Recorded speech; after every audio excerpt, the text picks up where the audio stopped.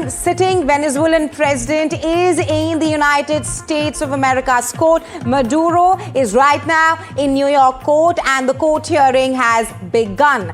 Maduro has pleaded not guilty in court and Maduro faces a slew of charges: narco-terrorism charge, conspiracy to carry attacks against the United States of America.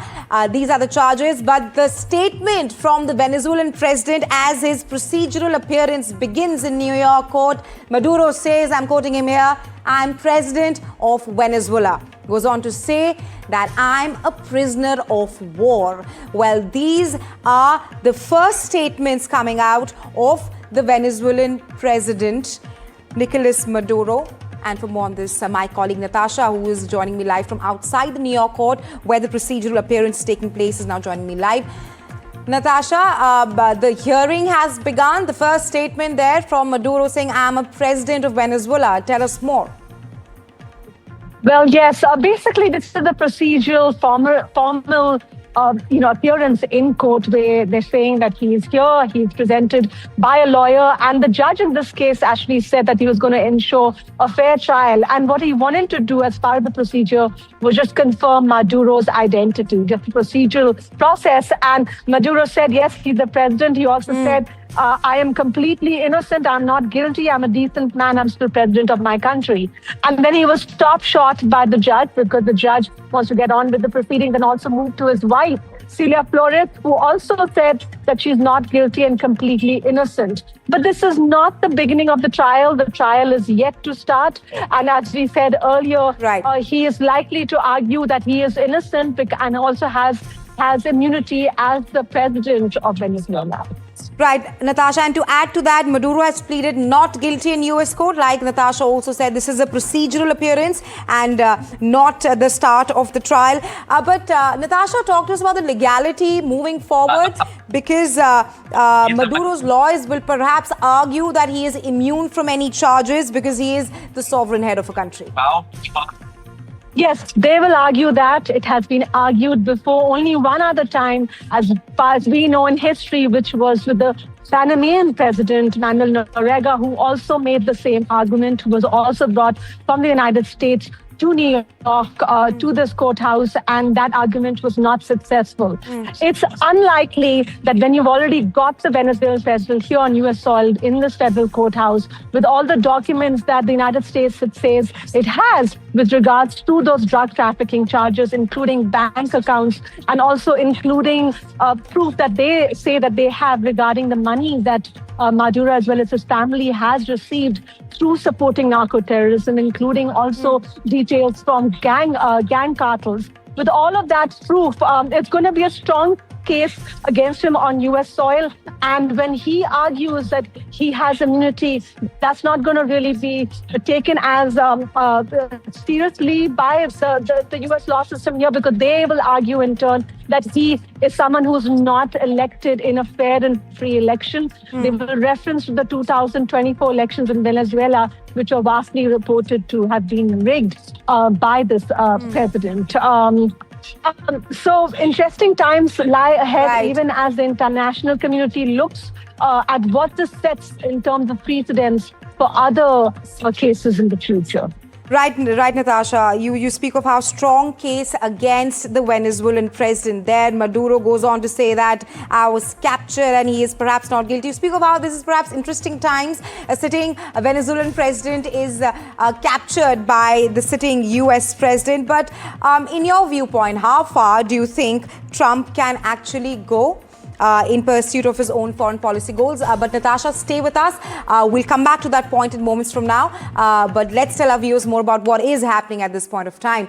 So 2 days after the US President Donald Trump captured the Venezuelan President Nicolas Maduro, he has now made his procedural appearance there in New York court. Remember, this is only the procedural appearance and not the trial. The trial will perhaps begin in a few days or perhaps weeks to come.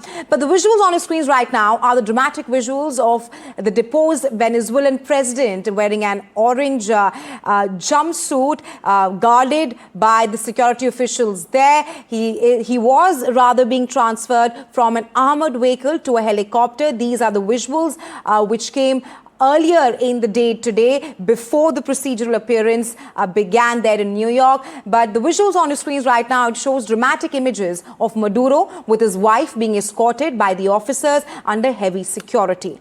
Now, Maduro's arrival in New York follows his dramatic seizure in Caracas during a shock U.S. military operation which happened over the weekend. Maduro and his wife are now charged in the U.S. with narco-terrorism, conspiracy, cocaine importation conspiracy, and weapons offences. U.S. officials have now accused him of leading a criminal network while in power. And yesterday, Trump said that America will tap into Venezuela's vast oil reserves and has also now issued new threats against Colombia, Mexico, Cuba, and even Greenland. Listen in to what the U.S. President Donald Trump has been saying on this. It was dark and it was deadly, but captured along with his wife, Celia Flores, both of whom now face American justice. Maduro and Flores have been indicted in the Southern District of New York, it's Jay Clayton, for their campaign of deadly narco-terrorism against the United States and its citizens. Maduro and his wife will soon face the full might of American justice and stand trial on American soil.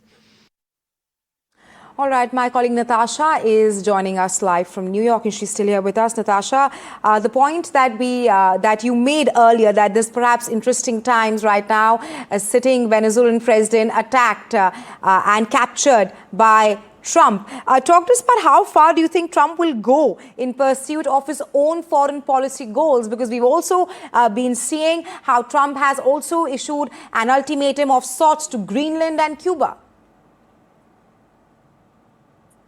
Well, this is a president who is certainly emboldened because it was a successful operation, which was, they managed to keep it in hiding for weeks. In fact, U.S. Secretary of State Marco Rubio had been speaking to Congress just a few days earlier, and he was asked, are we going to attack Venezuela? And he clearly said, no.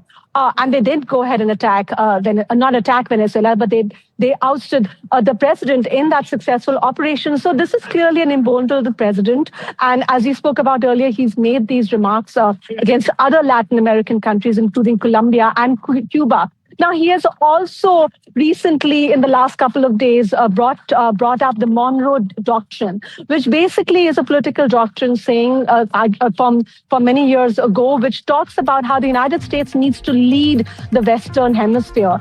And what Donald Trump is saying, he's arguing that in order to maintain smooth migration, in order to control not just drugs, in order to control and have, safer neighbors, he needs to take the leadership. And because he's been successful, he is going to feel more confident when it comes to other countries as well. Now, whether he actually takes action still remains to be seen. But certainly for Latin American countries especially, this is very nerve-wracking for many of them. Right, Natasha. We're also learning that, like you mentioned, this is the procedural appearance of the Venezuelan president and his wife, the First Lady of Venezuela. But we are now learning that Maduro will be appearing in court on March 17th next. Like you also mentioned earlier, that the trial will perhaps begin on March 17th. Talk to us more about that and what happens next. Right, yes. So the judge came out and said that he's going to be back in court on March 17th. What that means is we'll start seeing the beginning of both sides laying out their argument. Usually federal authorities who have brought this arraignment and this indictment in court, they go first, and then the defense has a chance. So it is going to start. It's going to be likely very slow. Also keep in mind that the United States has been putting together all this evidence against the Venezuelan president for a while now, but the defense team is going to be starting from scratch, likely to start by saying that he has immunity. We'll see how that plays out.